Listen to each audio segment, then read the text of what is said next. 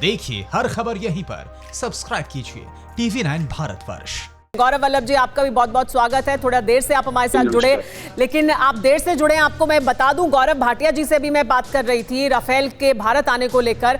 तो उन्होंने कहा कि राफेल की हम तस्वीरें भी दिखा रहे हैं कि कैसे वाटर कैनन से स्वागत होगा, जो आमतौर पर होता है जब किसी एयरक्राफ्ट को शामिल किया जाता है वायुसेना में।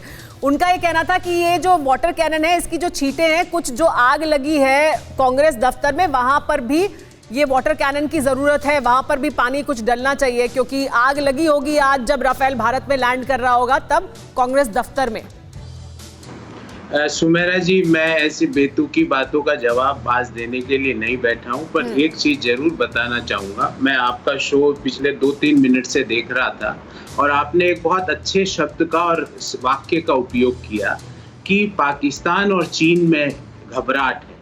आज ये 36 राफेल में से 5 आए हैं जिसमें ये घबराहट है। अगर यूपीए 2 ने जो 126 विमान का सौदे के लिए कागज बढ़ाए थे, अगर 126 विमान खरीद लेते तो पूरे विश्व में आग लग जाती। सुमेरा जी, ये तो अभी 5 आए हैं जिसमें ये हालत हो गई है। दूसरी बात, आज मैं कोई पुरानी बातें करने के लिए यहाँ नहीं बैठा हूँ, क्योंकि भारत की सेना के लिए, भारत के लोगों के लिए एक गौरवशाली दिन है। पर मैं आपसे जरूर 2 चीजें पूछना चाहूंगा और आपके दर्शकों से भी मेरा ये 2 सवाल है कि 126 राफेल का ठेका भारत की सरकार ने, यूपीए 2 ने फ्रांस की डसोल्ट कंपनी को देने के लिए कागज बढ़ाए थे। उसको 126 से 36 विमान ही खरीदने की ठेका क्यों दिया गया? और 526 करोड़ का विमान जिसको प्राइस किया गया था वो 1600 करोड़ में आज क्यों खरीदा गया? और मैं तो चाहूंगा कि कोई बात नहीं, 36 ये सीधा ही सवाल ले लेते हैं। गौरव भाटिया जी हमारे साथ मौजूद हैं, उन्हीं से पूछ लेते हैं, सीधा सवाल उन्हीं से पूछ लेते हैं।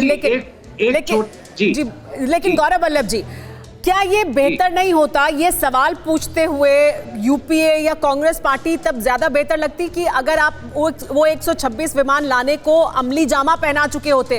कागज बढ़ाने का सिलसिला तो सालों से चल रहा था, कागज बढ़ाने पर ही क्या क्रेडिट ले लेंगे? 126 विमान हासिल करते तब तो आप कोई क्रेडिट लेते ना, कागज बढ़ाने से क्या होता है?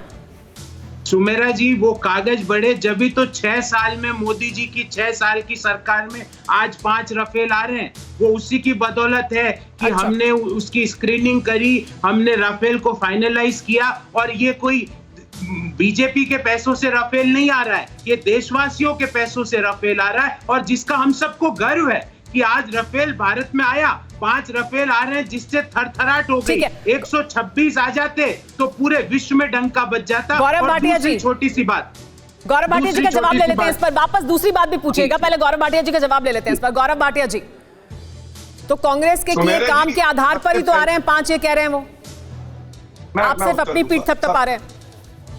सुमेरा जी, सबसे पहले तो एक वाक्य जरूर कहना चाहूंगा, बुरी नजर वाले तेरा मुंह काला। और ये बड़ा आवश्यक है। देखिए, हमारी संस्कृति में है कि अगर कोई नजर लगाने का प्रयास करे तो एक नजर पट्टू लगा देते हैं। और मुझे पता नहीं, ऐसा लग रहा है कि फिर धुआं उठ रहा है कांग्रेस हेडक्वार्टर। मेरे साथी हैं गौरव भाई, इन्होंने कहा कि बेतुकी बात का जवाब नहीं दूंगा, मैं तो समर्थन करता हूं उसका।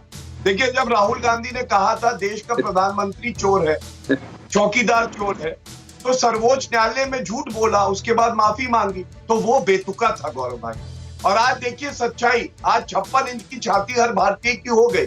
और मैं 2 बड़ी बातें आपके चैनल पे कहता हूं। पहली बात, ये कह रहे हैं 126 आते, अरे 10 साल निकल गए, गांधी परिवार खानदानी चोर केवल कमीशन खोरी करते रहे, एक नहीं ला पाए। तो सुमेरा जी ने कहा था, सर्वोच्च न्यायालय ने भी कहा सुमेरा जी कि जो नेगोशिएशंस यूपीए में चल रही थी वो खत्म हो गई थी। कृपया करके पेज 18 और 19 पढ़ लीजिए। दूसरी बात, सीएजी ने कहा कि जो हमने सौदा किया गवर्नमेंट टू गवर्नमेंट डील, कोई बिचौला नहीं था जो कांग्रेस करवाती थी, वो डील सस्ती थी जो यूपीए कर रहा था। समय निकल गया, उसके बावजूद राफेल की डील 2.86% सस्ती थी और जो एनहांसमेंट्स थे वो करीब 17% सस्ते थे। परवाह देश की, सोमवार से शुक्रवार रात 10 बजे TV9 भारतवर्ष पर।